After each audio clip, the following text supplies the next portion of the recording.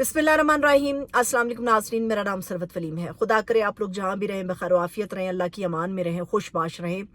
इस वक्त मैं शहर की जो मसरूफ़ ज़िंदगी है उससे बहुत ज़्यादा दूर हूँ और शहर के हंगामों से बहुत ज़्यादा दूर हूँ। कोशिश करूँगी कि मैं एक ऐसी जगह पे यहाँ पे मौजूद हूँ, मैं गिलियात में, जहाँ का बेशतर हिस्सा ऐसा जहाँ पर आपको इंटरनेट की सर्विस कुछ ज़्यादा अच्छी मुयसर नहीं आती।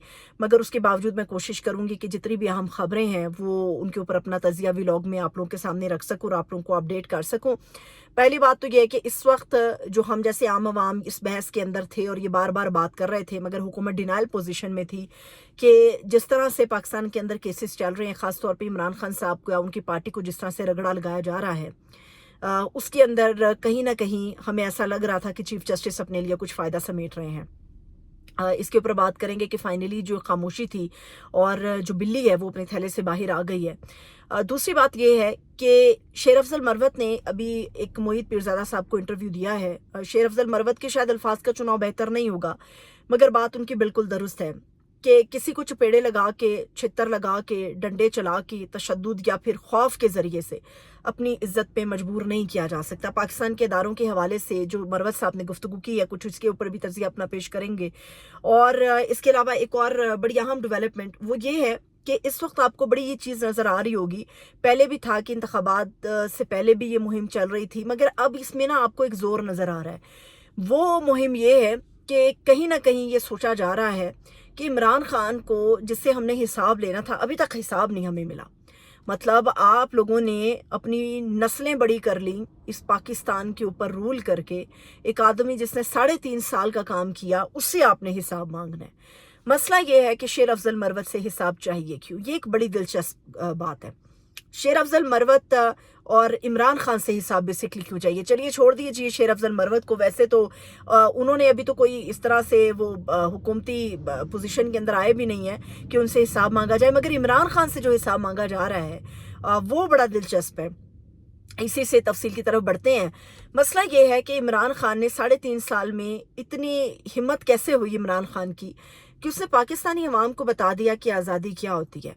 फिर इमरान खान से हिसाब इसलिए भी मांगा जा रहा है कि जिस अवाम को भेड़ बकरियों की तरह चराया जा रहा था, हाँका जा रहा था बल्कि, और एक छड़ी के ज़रिए से इन अवाम को हाँका जा रहा था, तो ऐसा क्या क्यों हुआ और इमरान खान ने ऐसा क्यों किया कि उन्होंने अवाम को बताया कि तुम लोग इंसान हो, अशरफुल मखलूक़ात हो, तुम लोग गुलाम नहीं हो जो जंजीरें, अनदेखी जंजीरों में जकड़े हुए हो।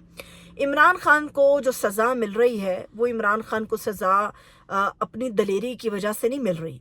इमरान खान को सज़ा इसलिए मिल रही है, या इमरान खान से जो एक हिसाब मांगा जा रहा है 3.5 साल का, या इमरान खान को जो सलाखों के पीछे डाला गया है, उसकी वजह यह है कि इमरान खान ने एक तमीज़ सिखाई है।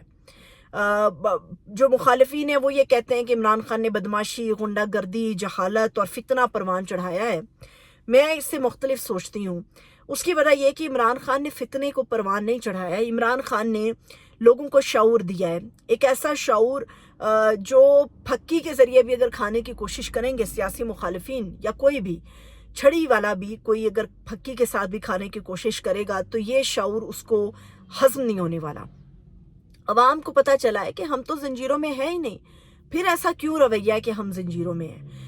फिर इसीलिए इमरान खान को इस बात की सज़ा मिल रही है। दूसरी बात यह है कि शेर अफजल मरवत ने बड़ा दबंग किस्म का, मैं इंटरव्यू से कहूँगी, क्योंकि अब आवाज़ें उठना शुरू हो गई हैं हमारे यहाँ। ये जो शेर अफजल मरवत ने बात की है, और उन्होंने ये जो बात की है कि ऐसा मुमकिन नहीं है कि आप किसी को मारें, पीटें, तशद्दुद करें, चपेड़े लगाएं और उसके बाद आप कहें कि भाई हमारा एहतराम करो।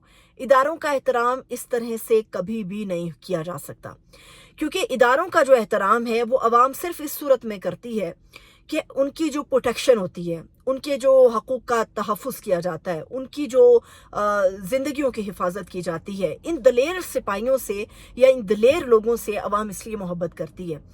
जो चंद लोग जेल से आए, जिन्होंने प्रेस कॉन्फ्रेंस कर दी, जो कोई प्रेशर नहीं बर्दाश्त कर सके, किसी को चपेड़ें पड़ी, किसी को मारा पीटा गया, या इस किस्म की जो चीज़ें हुई, उसके बाद उन लोगों ने वापस आके ये एक फैक्टर डेवलप किया कि नहीं नहीं नहीं नहीं, कुछ नहीं हो सकता, हम ऐसा नहीं कर सकते। इसका सरासर मतलब ये था कि ये लोग डर गए और इन्होंने एक डर पैदा किया उस पब्लिक के अंदर जो अपने हक के लिए खड़ी हो रही थी।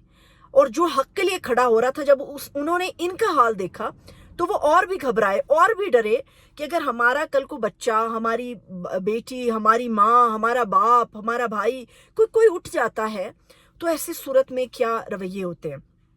لیکن اگر آپ ایک چیز دیکھیں کہ 9 مئی کے جو لوگ قیدی ضمانتوں پہ واپس آئے ہیں، ان لوگوں نے ایک عجیب ٹرینڈ شروع کر دیا ہے۔ وہ مطلب آپ کو یہ بتاتا ہے کہ جرت کیا ہے، وہ آپ کو بتاتے ہیں کہ ان کے ساتھ کیسا سلوک ہوا۔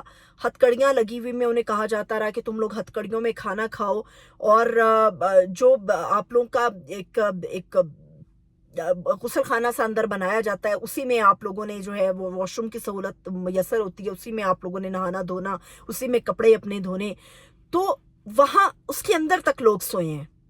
مطلب یہ صورتحال رہی ہے۔ اس کے باوجود بھی لوگ عمران خان کے ساتھ کھڑے، اس کے باوجود بھی ضمانتوں کے باوجود، کئی مہینے کی قید کاٹنے کے باوجود بھی جب وہ بری ہو کر واپس آئے ہیں تو وہ آج بھی عمران خان کے ساتھ کھڑے ہیں۔ کیوں ایسا ہے؟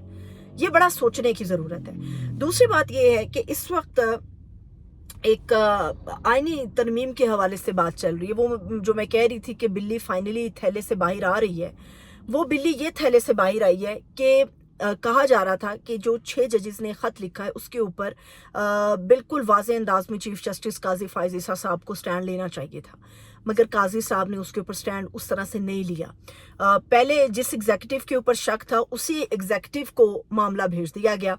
اب اس ایگزیکٹو نے جس آدمی کو چنا اس آدمی نے انکار کر دیا، پھر ایگزیکٹو سے یہ معاملہ دوبارہ سے کورٹ کے اندر آٹومیٹکلی آیا۔ اس میں چیف جسٹس صاحب کی کوئی بھی مرضی شامل نہیں تھی کہ اس فیصلے کو کورٹ کے اندر آنا ہے، مگر کورٹ کے اندر وہ نہ چاہتے ہوئے بھی آ گیا۔ پھر یہ کہا جا رہا تھا کہ بڑا ایک زبردست طریقے سے جوش کے ساتھ اس کے اوپر کوئی ایکشن ہوگا، وہ ہمیں ہوتا ہوا نظر نہیں آیا۔ جو ایک ہوا ہمیں ٹھنڈی ہوا نظر آئی، جو ٹھنڈی ہوا کے جھونکے آئے، وہ جسٹس بابر ستار صاحب سے آئے۔ وہ ان 6 ججز میں شامل تھے جنہوں نے اس خط کو تحریر کیا، اور جسٹس بابر ستار نے ثابت کیا کہ یہ کہیں کوئی پریشر نہیں ہے، کیونکہ یہ جو 6 ججز کا خط تھا نا، یاد رہے کہ جو سیاسی مخالفین ہیں عمران خان کے، وہ یہ کہہ رہے تھے کہ جی عمران خان کے کو معاملات ان سے چل رہے ہیں اور ان ججز نے بغاوت کر دی ہے، اور یہ ججز اسی لیے اٹھ کھڑے ہوئے کہ جی عمران خان ان کو پیچھے سے سپورٹ کر رہا ہے۔ عمران خان تو جیل میں بیٹھا ہے، پی ٹی آئی تو ویسے ہی دیوار کے ساتھ لگی ہوئی ہے۔ کیا پوری دنیا یا پورے پاکستان میں اگر سب کے ضمیر مر جائیں گے تو ہو گیا پھر کام؟ چند کے ضمیر تو جاگتے ہیں، یہ انہی لوگوں میں سے ایک تھے۔ اب یہ سوچا جا رہا ہے کہ ایک آئینی ترمیم کی جائے گی، ایک امینڈمنٹ کی جا رہی ہے، جس امینڈمنٹ کے ذریعے سے جو موجودہ چیف جسٹس قاضی فائز عیسیٰ صاحب، جنہوں نے غالباً اکتوبر کے اندر ریٹائر ہو جانا ہے، جسٹس قاضی فائز عیسیٰ صاحب کو اس سے ایکسٹینشن ملے گی، یا ان کی جو ایکسٹینشن یا آئینی ترمیم کے ذریعے سے جو ان کی مدت ملازمت میں یا ان کے عہدے میں جو آگے ایکسٹینڈ ہوگی ڈیوریشن، اس کے بعد پیچھے جو ججز کی لائن ہے اس میں بہت سارے ایسے ججز ہوں گے، سینئر ججز، جن کا حق مارا جائے گا، اور بہت سارے ایسے جونیئرز ہیں جو کئی سال زیادہ مدت کے لیے بینگ اے چیف جسٹس جو ہے وہ پاکستان کی سپریم کورٹ میں پرفارم کریں گے۔ یہ آپ دیکھیے گا، یہ ہونے جا رہا ہے۔ اور جو ایک تحریک انصاف بار بار یہ بات کر رہی تھی کہ کچھ چیزوں کے اندر جو ہے وہ oblige کرنے کی کوشش ہو رہی ہے سپریم کورٹ کو، تو بظاہر اس آئینی امینڈمنٹ کے ساتھ اگر یہ آئینی امینڈمنٹ ہو جاتی ہے تو یہ صاف نظر آئے گا کہ یہ ثابت کیا جا رہا ہے کہ اگر آپ حاکموں کا ساتھ دیں گے، اگر آپ مقتدرہ کا ساتھ دیں گے تو آپ کے لیے صرف آسانیاں ہی آسانیاں ہیں۔ دیکھتے ہیں مزید کوئی ڈیولپمنٹ آتی ہے تو میں کوشش کروں گی کہ انہی خوبصورت راستوں میں کچھ تلخ حقیقتیں تجزیے کے ذریعے آپ لوگوں کے سامنے رکھوں۔ مجھے اجازت دیجیے، اپنا بہت سا خیال رکھیے، خدا حافظ۔